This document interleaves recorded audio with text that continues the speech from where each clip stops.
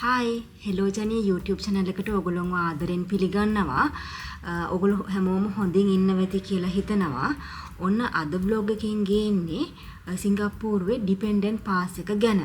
ඉතින් සිංගප්පූරුවේ work කරන කෙනෙක් තමන්ගේ dependents ලව සිංගප්පූරුවට ගෙන්න ගන්න බලාගෙන ඉන්නවා නම් මේ වීඩියෝ එක වැදගත් වෙයි කියලා හිතනවා. dependent pass එක කියන්නේ MOM එකකින් ඒ කියන්නේ Ministry of Manpower එකෙන් issue කරලා තියෙන visa category එකක්. employment pass S-pass holders ලට ඒ salary requirement එක තියෙනවා නම් dependents ලව සිංගප්පූරුවට ගෙන්න ගන්න පුළුවන්.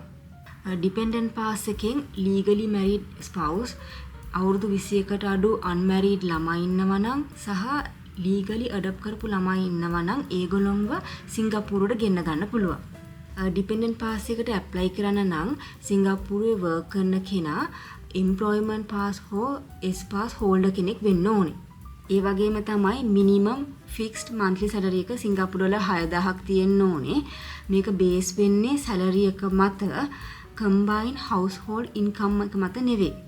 ඒ වගේම තමයි sponsor කරන company එක සිංගප්පූරු registered company එකක් වෙන්න ඕනේ. දැන් අපි බලමු dependent pass එකකට අවශ්‍ය documents මොනවාද කියලා. dependent ගේ passport එකේ bio details තියෙන, ඒ කියන්නේ personal details තියෙන page එකේ කොපියක් ඕනේ. ඒ වගේම තමයි passport එක valid 6 months වත් තියෙන්න ඕනේ. spouse apply කරනවා නම් marriage certificate එක ඕනේ. ඒ වගේම තමයි මේ marriage certificate එකේ English translate එකක් අවශ්‍ය වෙනවා. ළමයින්ට apply කරනවා නම් ළමයින්ගේ birth certificate එකේ English translate එකක් තියෙන්න ඕනේ.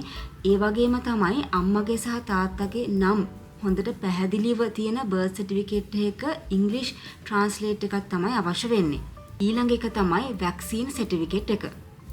මම කියු මේ documents වල English translate එකයි original document එකයි එක file එකකට upload කරගන්න. මොකද මේ දෙකම upload කරන්න ඕනේ. අර මං කලින් කියපු documents වලට අමතරව DP application form එක form 12 එක fill කරන්න ඕනේ. dependent pass එකක් අපිට apply කරන්න බෑ. ඒක apply කරන්න පුළුවන් වෙන්නේ main pass holder ගේ company එකෙන් හරි agent කෙනෙක් හරහා තමයි මේක apply කරන්න පුළුවන් වෙන්නේ. dependent pass application එකේ අපි fill කරන්න ඕන කොටසක් තියෙනවා. ඒ වගේම agent හරි ඒ company එක හරි fill කරන්න ඕන කොටසක් තියෙනවා. ඉතින් මේ දෙකම fill කරාට පස්සේ MOM එකට submit කරන්න ඕනේ.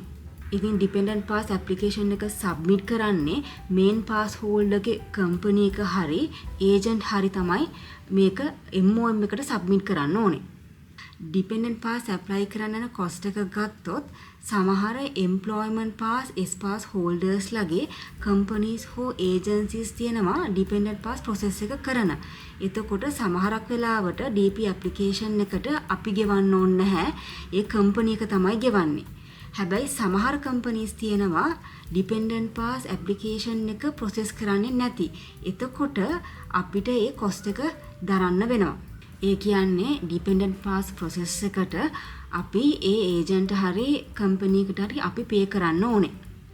DP application එක submit කරන්න එක්කෙනෙක්ට සිංගප්පූරු ඩොලර් 105ක් pay කරන්න ඕනේ. ඊට පස්සේ pass එක issue වුණාට පස්සේ සිංගප්පූරු ඩොලර් 225ක් ගෙවන්න ඕනේ එක්කෙනෙක්ට. ඉතින් මුළු වියදම ගත්තාම සිංගප්පූරු ඩොලර් 330ක් යනවා dependent pass process එකට.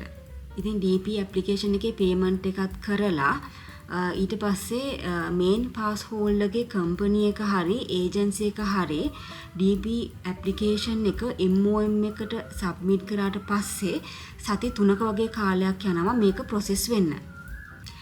MOM website එකට ගිහිල්ලා dependent pass එකේ status එක බලා ගන්න පුළුවන්. ඊට පස්සේ IPA letter එක හරි rejection letter එක හරි හම්බ වෙනවා. IPA කියලා කියන්නේ in principle approval letter. pass එක approved කියලා MOM එකෙන් issue කරන official document එක තමයි IPA letter එක කියන්නේ. එහෙම නැත්නම් in principle approval letter එක කියන්නේ. in principle approval එක එහෙම නැත්නම් IPA letter එක valid වෙන time period එකක් තියෙනවා. employment pass holder කෙනෙක්ගේ dependents ලට මේ IPA letter එක 6 months valid period එකක් තියෙනවා. ඒ 6 months ඇතුළත පාස් එක ඉෂුව කරගන්න ඕනේ. ඒ වගේම තමයි S pass holder කෙනෙක්ගේ dependents-ලට මේ IPA letter එක 2 months valid වෙනවා. ඉතින් ඒ 2 months ඇතුළත පාස් එක ඉෂුව කරගන්න ඕනේ. උදාහරණයක් විදියට employment pass holder කෙනෙක්ගේ dependent මේ IPA letter එක 6 months valid නේ. එතකොට එයාට IP letter එකේ date එකේ ඉඳන් 6 months. එතකොට එයා සිංගප්පූරුවට ඇවිල්ලා document submit කරලා medical check up කරන්න අවශ්‍ය නම් ඒ ටික කරලා pass එක issue කරගන්න ඕනේ. ඉතින් dependent මේ කාලය ඇතුළත ඒ කියන්නේ 6 months ඇතුළත ආවේ නැත්නම් සිංගප්පූරුවට ඇවිල්ලා ඒ වැඩ ටික කරගත්තේ නැත්නම් මේ IPA letter එක expire වෙනවා. එතකොට ආපහු අලුතෙන් apply කරන්න වෙනවා. තව දෙයක් තමයි dependent pass එක යටතේ ඉන්න කෙනාට IPA letter එක හම්බුණාට පස්සේ එයාට පුළුවන් අපි මෙයා ලංකාවේ ඉන්නව නම් එයාට පුළුවන් one way ticket එකක් දාලා IPA letter එකේ copy එකකුත් එක්ක සිංගප්පූරු වලට එන්න. පාස් එක ඉෂුව වෙන process එකට වැඩි දවසක් යන්නේ නැහැ. දවස් 2ක් හෝ 3ක් වගේ කාලයක් තමයි යන්නේ. ඊට පස්සේ පාස් එක ඉෂුව වුණාට පස්සේ සිංගප්පූරු ඩොලර් 225ක් එක්කෙනෙක්ට ගෙවන්න ඕනේ.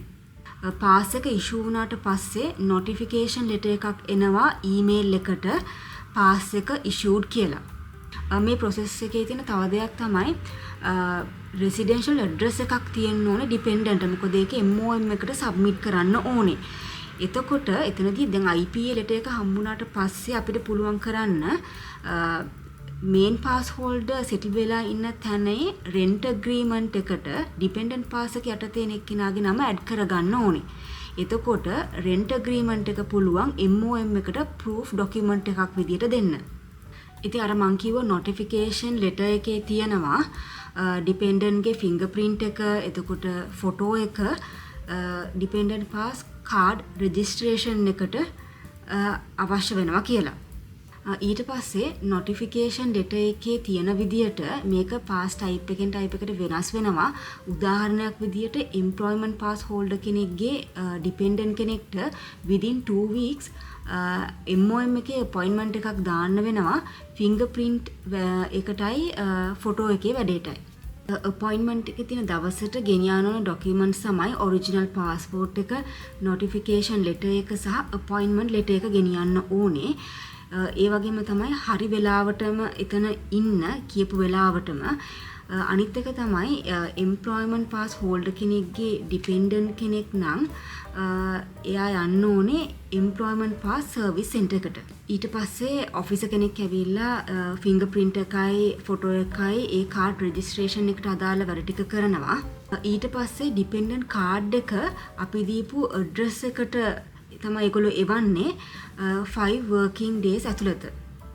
ඊට පස්සේ මේ appointment එකට ආව කියලා එතනින් අපිට notification letter එකක් දෙනවා. ඉතින් pass එක අතට හම්බෙනකන් ඒ notification letter එක proof එකක් විදියට ළඟ තියාගන්න පුළුවන් අපි සිංගප්පූරුවේ ගමන් බිමන් යද්දි. ඉතින් main pass holder ගේ visa එක valid වෙන කාලය වෙනකන් dependent pass එකත් valid වෙනවා. ඒ වගේම තමයි dependent pass එකෙන් work කරන්න බෑ. ඒක නීතියෙන් තහනම්. dependent කෙනෙක්ට work කරන්න ඕනේ නම් එයාට work permit එකක් හරි work pass එකක් හරි හදාගන්න වෙනවා. හරි. ඉතින් මම අද vlog එකෙන් කතා කරේ dependent pass එකට අදාළ කරුණු කිහිපයක් ගැන. ඉතින් මොන හරි අපැහැදිලි කරුණු තියෙනවා නම් comment එකක් දාන්න. එහෙනම් අදට මම vlog එක මෙතනින් ඉවර කරනවා. තවත් දවසක අලුත් වීඩියෝ එකකින් හමු වෙමු.